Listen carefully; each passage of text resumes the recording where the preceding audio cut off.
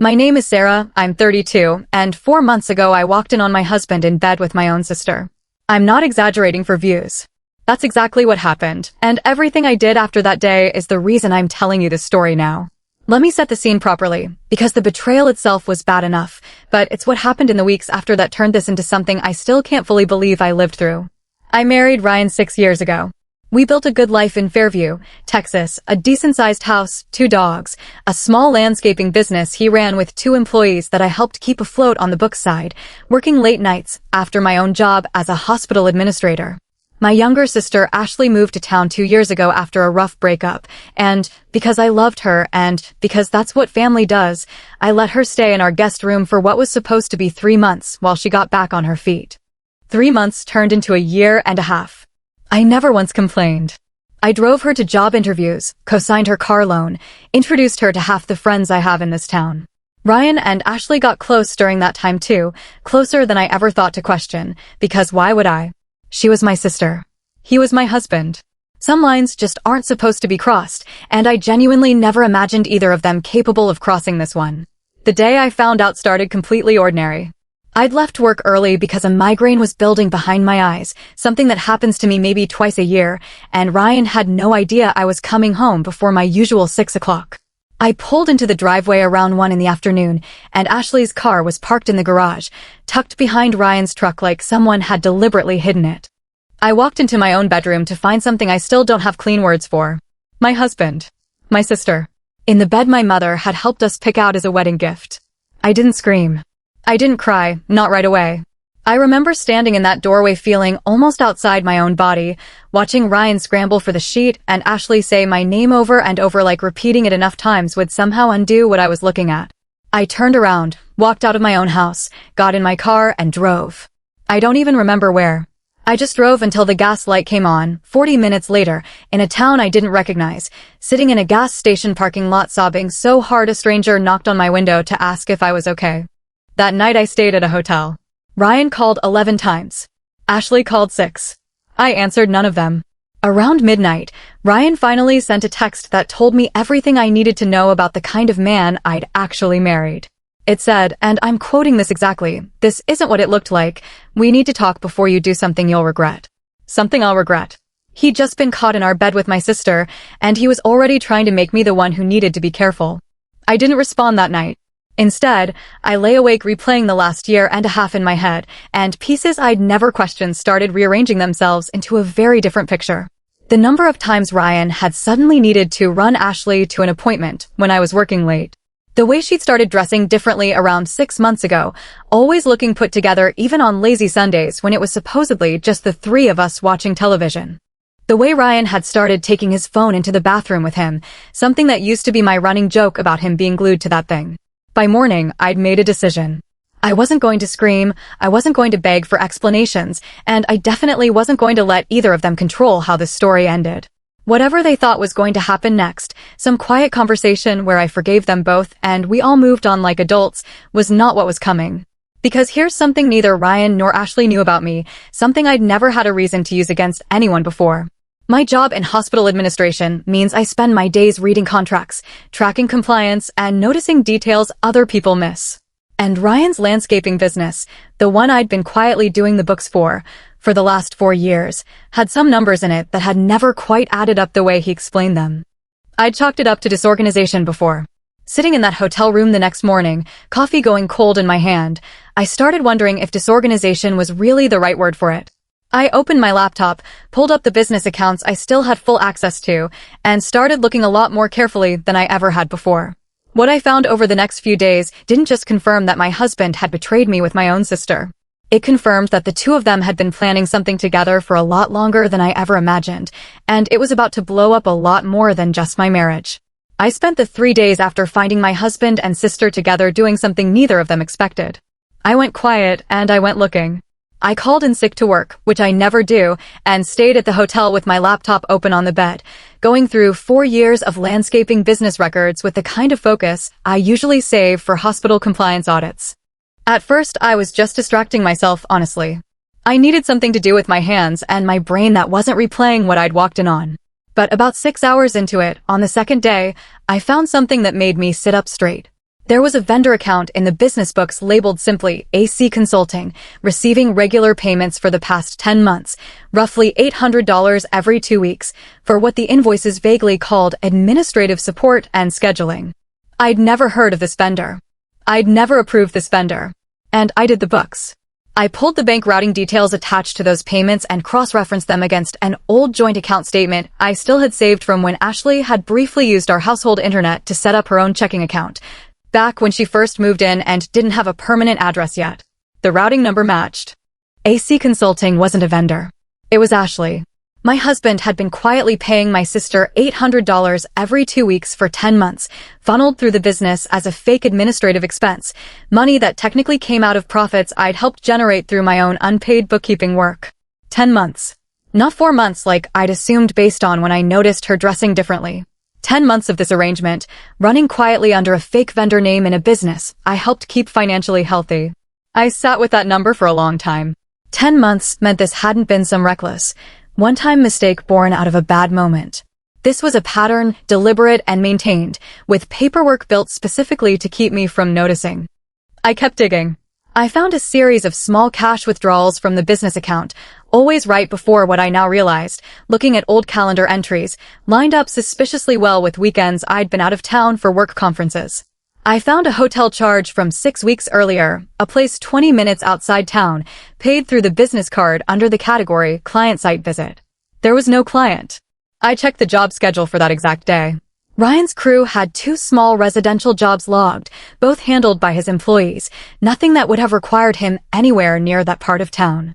By the 3rd day, I had a folder, organized the way I organize everything, dated, labeled, cross-referenced, containing enough financial evidence to prove that my husband had not only cheated with my sister, but had been actively using our shared business to fund and cover the affair for nearly a year. I thought about calling my mother. I thought about calling my other sister, my older one, Kayla, who lived 2 states away and had always been the more grounded one growing up. I decided against both, not yet. I needed a clearer head before I brought anyone else into this, because the moment I told my family, this stopped being something I could quietly build a case around and became a public explosion I couldn't control the timing of. Instead, I did something that surprised even me. I contacted a lawyer who specialized in small business disputes and family law crossover cases, someone a colleague at the hospital had used during her own divorce 2 years earlier.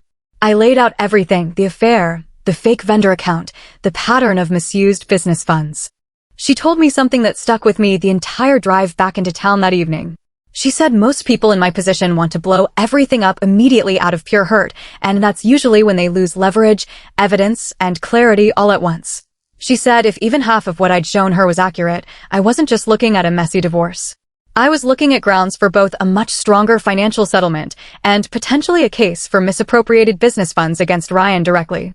I drove back to Fairview that night, not to confront anyone yet, but to quietly move back into my own house while Ryan was staying, according to a mutual friend's slip-up on a text, at Ashley's new apartment, the same, getting back on her feet. Apartment that I now realized had almost certainly been funded, at least in part, by money that was supposed to belong to our business and, by extension, to me. I let myself back into my own home that night, alone, and sat in the quiet living room I used to share with a husband and a sister I trusted completely, with my folder of evidence on the coffee table in front of me.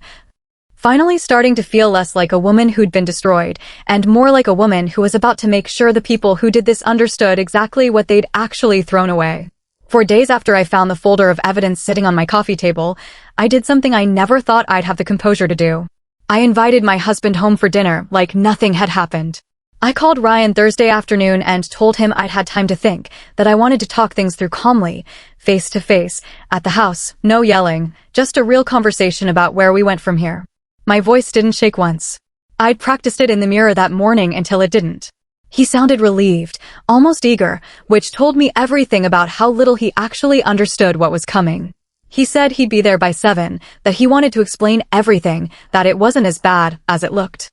I spent that afternoon doing 2 things. First, I called Kayla, my older sister, and told her everything, the affair, the money, all of it.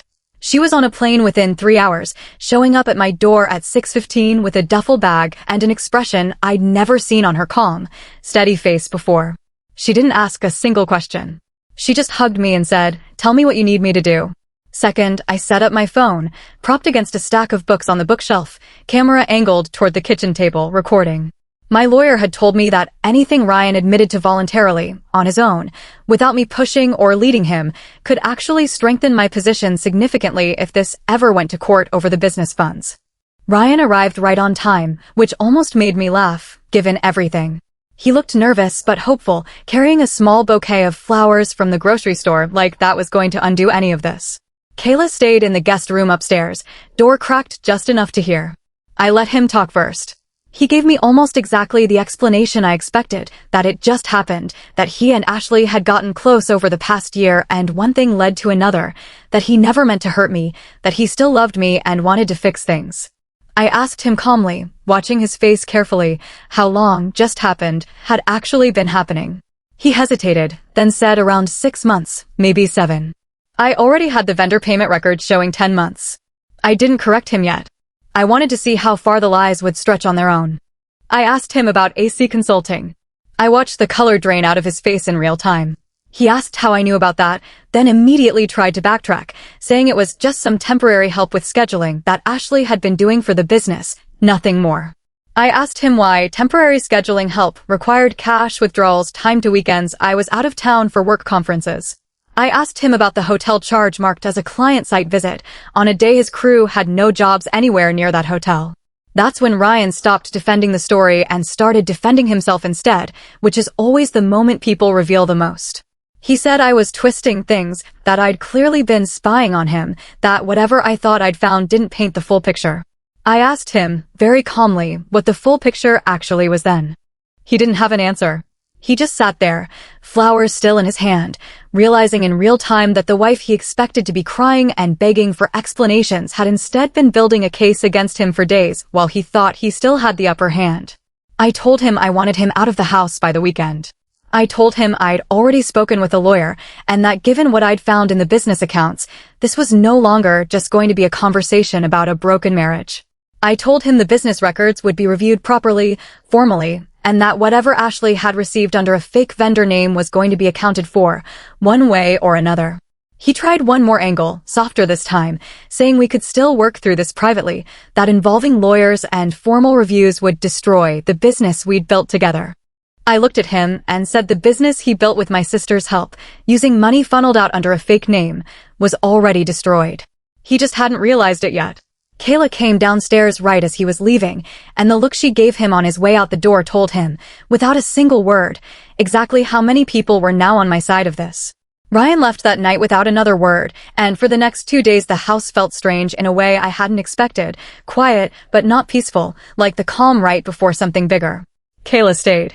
She took a week off work without me even having to ask, sleeping in the guest room, handling phone calls I couldn't bring myself to make, and quietly rearranging her entire life around mine without a single complaint. Having her there is honestly the only reason I got through what came next in one piece. Saturday morning, my lawyer called with an update that changed the entire shape of the situation. She'd had a forensic accountant, someone she worked with regularly on business dispute cases, take a closer look at the records I'd handed over. What they found went further than even I expected. The AC consulting payments weren't the only irregularity. Over the past year, there were also several inflated equipment invoices, paid to a supplier that, when my lawyer's team looked into it, turned out to be owned by a friend of Ryan's from high school, someone I'd met maybe twice at cookouts. The markup on those invoices, once compared against the actual retail cost of the equipment, came out to just over $11,000 in overpayments across the year, money that had quietly moved out of the business and, my lawyer suspected, back to Ryan in some informal arrangement with his friend. Combined with the AC consulting payments to Ashley, we were looking at close to $20,000 in funds that had been diverted out of a business I had personally kept financially healthy through years of unpaid bookkeeping. Hours I'd never once billed for because I thought I was building something with my husband, not funding an affair and a side scheme with his friend. My lawyer was very direct with me. She said this was no longer just a divorce case with some messy financial overlap. Depending on how the business was legally structured and how deliberately Ryan had built these fake payment trails, this could potentially rise to the level of financial fraud, something that could involve more than just a settlement. I sat with that for a long time. Part of me wanted to let it go there, take the strongest possible divorce settlement, walk away, and never look at Ryan's name again. But another part of me, the part that had spent 4 years quietly doing the books for a business I helped keep alive, wasn't ready to let him just walk away clean. Especially not after watching him try to lie his way out of it at my own kitchen table 3 days earlier. While I was still deciding how far to take things, Ashley started calling. Not Ryan, Ashley. For calls Saturday, 6 more Sunday, each one going straight to voicemail, because I genuinely could not bring myself to hear her voice yet. Sunday evening, she showed up at the house. Kayla answered the door before I could stop her, standing in the doorway with her arms crossed, blocking Ashley from stepping inside. I came down anyway. I needed to hear whatever she thought was worth saying. Ashley looked like she hadn't slept in days, which, given everything, I suppose she hadn't. She said she was sorry, that it had gotten out of hand, that she never meant for it to go on as long as it did or for Ryan to bring the business into it. That part, she claimed, she hadn't fully known about. I asked her directly about the AC consulting payments, the $800 every 2 weeks for 10 months. I watched her face carefully, the same way I'd watched Ryan's 3 nights earlier. She didn't deny it. She said Ryan told her it was extra freelance work for helping organize his schedule and client files, that she genuinely thought it was legitimate, at least at first. I asked her when, at first, stopped applying, when she realized it might not be as legitimate as he claimed. She hesitated, then admitted that a few months in, she'd started noticing the payments came through in a way that felt deliberately hidden, routed through a name that wasn't hers, timed carefully, discussed only in person, never over text.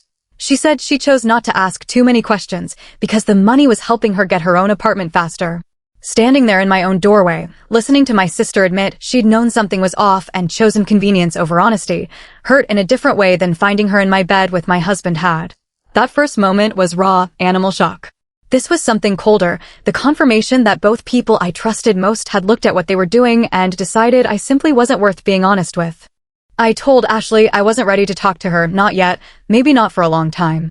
I told her that whatever happened with the business investigation, that part was now between me, Ryan, and my lawyer, and it was going to move forward regardless of how sorry either of them felt after the fact.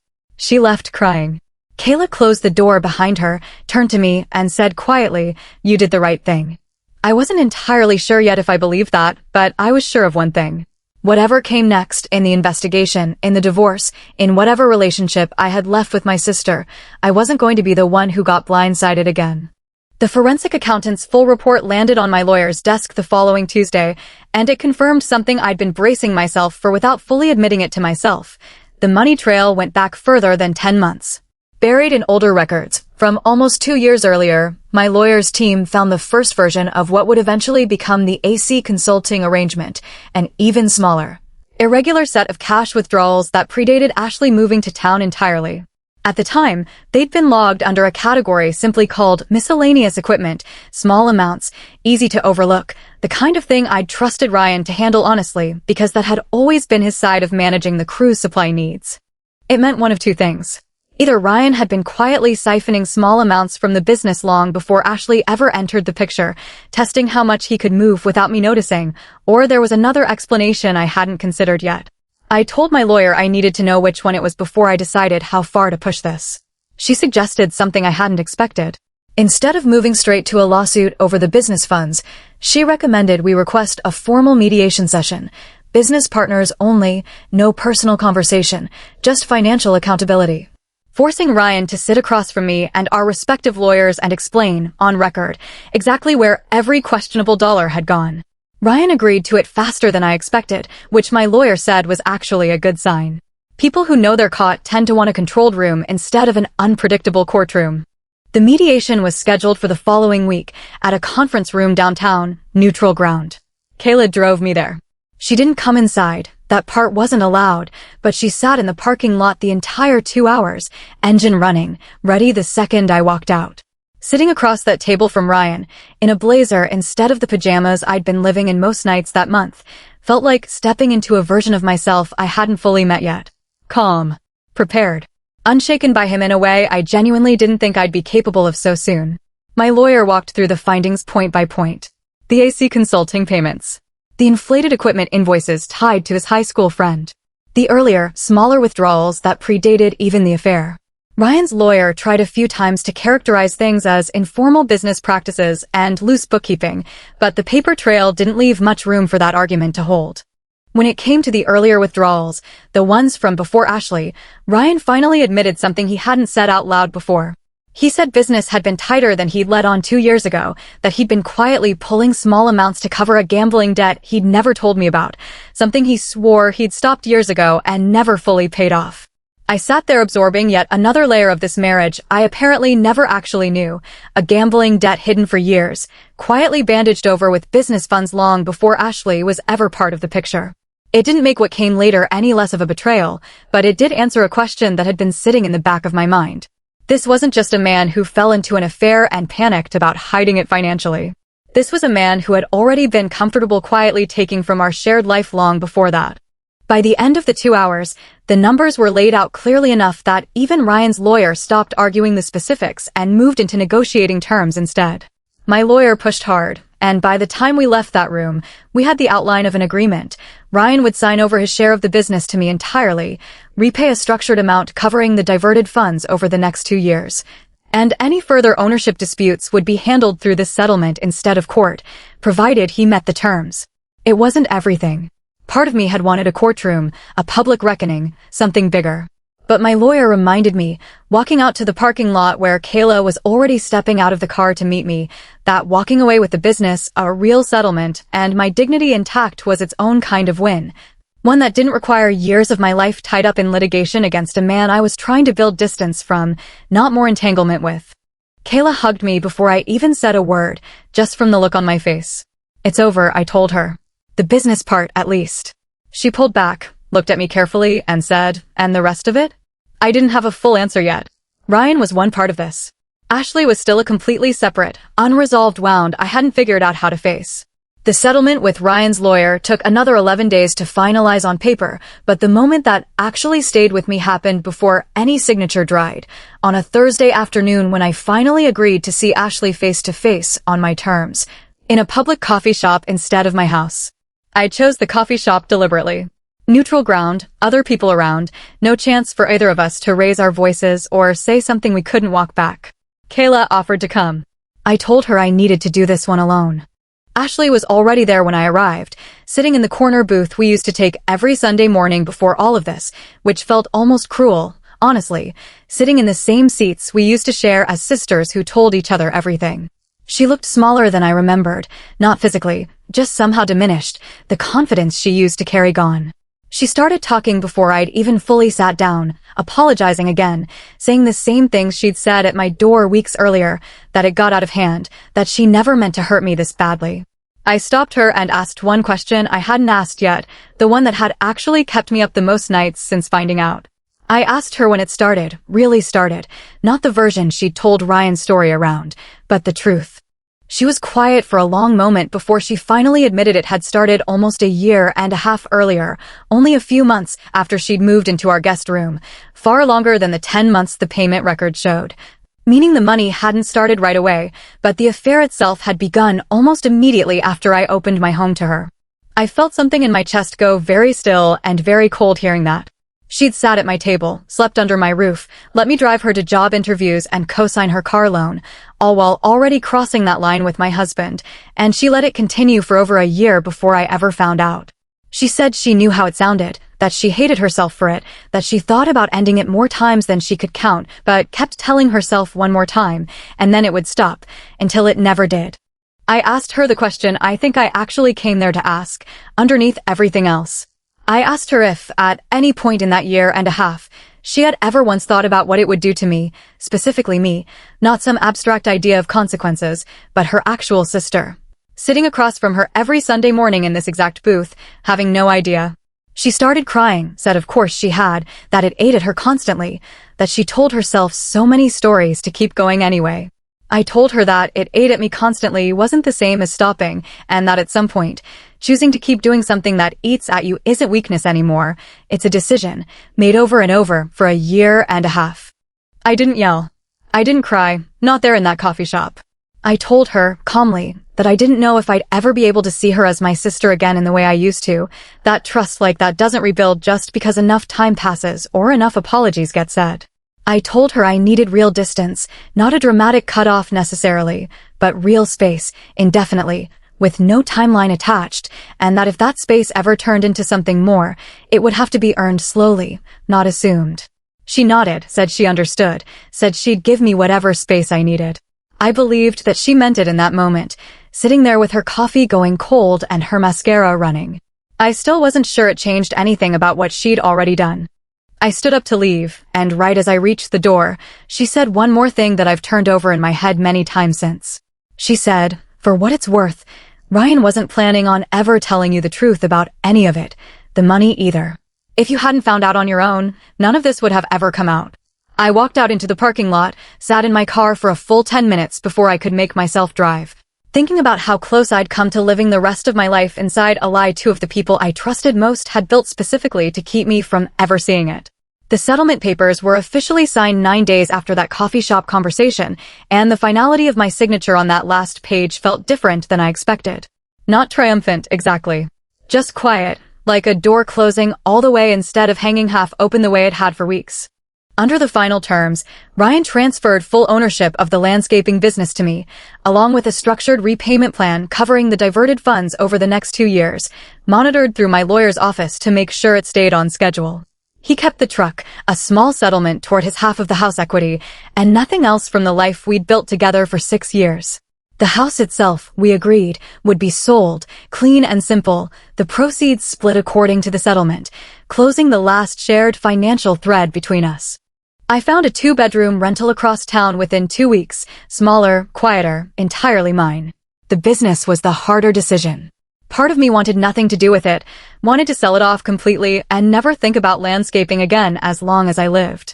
But I'd spent 4 years keeping those books alive through nights and weekends, and something in me refused to let Ryan's choices be the reason I walked away from something I genuinely helped build. So I kept it, restructured it properly this time, hired an actual office manager instead of relying on informal arrangements, and brought in a part-time bookkeeper so the entire operation wasn't quietly resting on unpaid trust the way it had been before. 2 of Ryan's original crew members stayed on, good, hard-working guys who'd had nothing to do with any of this and needed the work. The business, as of last month, was more financially organized than it had been in years. Word travels fast in a town the size of Fairview, and it didn't take long for people to hear pieces of what happened, filtered, exaggerated, twisted in a dozen directions the way small-town stories always are. I stopped trying to correct every version. I let people believe whatever they wanted, because the ones who actually mattered, the ones who checked in, who showed up, who didn't need the full story to know whose side they were on, made themselves clear fast. Ashley moved out of Fairview entirely about a month after our coffee shop conversation, taking a job 2 states over, near where Kayla lives, actually, which struck me as its own strange kind of consequence, ending up closer to the sister who dropped everything to help me than to the one she betrayed. We've spoken twice since she left, both short, both civil, neither warm. I don't know yet what our relationship becomes, if anything, years from now. I've stopped trying to force an answer to that question before I'm ready to have one. Ryan, for his part, has kept mostly quiet, sticking to the terms of the settlement without pushing back, which my lawyer said is fairly common once someone realizes exactly how much worse things could have gotten for them if it had gone to court instead of mediation. I heard through a mutual acquaintance that he and Ashley aren't together anymore either, that whatever they thought they were building fell apart within a few months once the money, the secrecy, and the excitement of getting away with something were no longer holding it up. I think about that sometimes, how much of what they had wasn't really about each other at all, just about the thrill of a secret they thought they'd never have to answer for. Kayla still calls me every single day, even now that the worst of it is over, just to check in, just because that's who she's always been. I don't think I've properly thanked her for what she did, dropping everything, showing up at my door within hours, sitting in that parking lot for 2 hours during mediation without complaint. Some debts you don't repay with words. You repay them by becoming the kind of person who'd do the same for someone else without hesitation. For months out from that afternoon, I walked into my own bedroom and found my whole life rearranged in an instant. I'm sitting in a rental house that's smaller, but entirely mine, running a business that's finally financially honest, with a sister beside me who never once wavered, and a clearer sense than I've ever had of exactly what I will and won't accept from the people closest to me. It's been a full year now since I walked into my bedroom and found my husband and my sister together, and I wanted to close this out properly, because so many people have asked me over these last months how everything actually settled. The business is thriving in a way it never was before, ironically. Without money quietly bleeding out through fake vendor accounts and inflated invoices, the numbers this year are the healthiest they've been since Ryan and I first started it. I hired a second office manager last month. We picked up 3 new commercial contracts I never would have had the bandwidth to chase while I was also secretly doing all the books alone and trying to hold a marriage together that was already broken behind my back. I sold the rental house I moved into after the divorce and bought a small place of my own instead. Nothing fancy, but mine, paid for entirely with money I earned. No shared accounts, no joint anything, just a name on a deed that only says one thing. Ryan finished the first year of his repayment plan on schedule. We don't speak beyond what the settlement occasionally requires. Brief, businesslike, nothing personal. I heard he's dating someone new, someone from out of town, no connection to anyone here. I genuinely hope, for her sake, that whatever pattern led him to hide a gambling debt for years and later fund an affair through business fraud doesn't repeat itself. That's no longer my responsibility to worry about, and, honestly, letting that responsibility go has been one of the more freeing parts of this whole year. Ashley and I talk occasionally now, maybe once every few weeks, careful, honest, still finding our footing. She sent me a long letter about 6 months ago, the most honest thing she's ever said to me. No excuses this time, just an acknowledgement of exactly what she did and exactly how long she let it continue while living under my roof. I don't know if we'll ever get back to what we were. I've made peace with the idea that maybe we build something different instead, slower, with fewer assumptions, earned instead of automatic. Kayla moved 2 hours closer to me this spring. She says it's for her job. I know better. That's the kind of sister she's always been, and I don't think I'll ever be able to fully repay what she did for me during the worst months of my life, showing up within hours, never once asking me to be anything other than exactly as angry or as broken as I actually was. Looking back on the whole year, the thing that still surprises me isn't the betrayal itself. People cheat, marriages end, that's painful, but it happens. What surprises me is how much of it was built on the assumption that I'd never actually look closely, that I'd be too devastated, too trusting, or too tired to ever connect the dots. They underestimated exactly the wrong person. I spent years quietly managing every number in that business, and in the end, those same numbers were the thing that gave me back control of my own story instead of letting them write the ending for me. I'm not the same person I was the day I walked into that bedroom. I'm steadier now, more careful about who gets access to my trust, but not bitter, not closed off, just clear-eyed in a way I don't think I ever was before, about the difference between people who show up and people who quietly take. So here's what I actually want to know from all of you. If you found out your husband and your sister had betrayed you together, and you also found the financial trail underneath it, would you have gone the same route I did, building a quiet case instead of exploding right away? Or would you have handled it completely differently? Let me know in the comments below.